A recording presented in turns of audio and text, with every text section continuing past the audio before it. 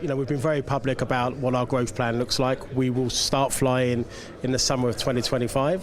We have full commitments on 72 787-9s, and we look forward to receiving these deliveries from very early next year all the way out to 2028 and 2029. So our implementation plan for go live for summer of next year is still well on track. We're working with Boeing, we're working with the new CEO very, very closely to ensure that our plans and the Kingdom's plans are still kept well on track. So what are the key destinations to start with?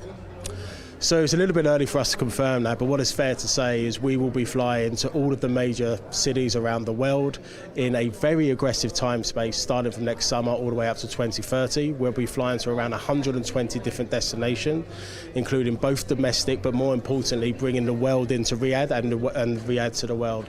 So do not be surprised when you see us into obviously the likes of London, Amsterdam, Paris, for example, in Europe, all the way over to North America and to the JFKs into Washingtons. And equally when we look to go to Asia and Australasia. What is also going to be very important for us is you'll see later on this week some really enhanced, deep code-share partnerships with some real key A-lister airlines out there. We've got a lot more information coming out over the next 48 hours in that regard as well. Last question I would like today, one of the main topics that's been discussed is the challenges that airlines are facing because of geopolitical situation, because of economic situation. Can you tell us what are the main challenges you think that might be facing the airline industry in the next few years? Yeah. Look, I think it's fair to say that for airlines, we're used to challenges of all sorts, be that supply chain, be that financial, be it geopolitical. What we do as Riyadh Air is have a very advanced enterprise risk management framework that we work towards and ensure that we cover all the unknown certainties that we can envisage today and review that on an ongoing basis. So I think it's fair to say that we all know that aviation, it just takes a very small hiccup to impact us, but we're very resilient, and I'm sure that the broader sector and us will continue to be strong.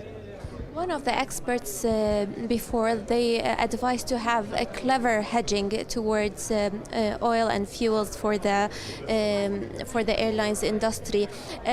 Did you start any of these partnerships or any of this hedging or not yet?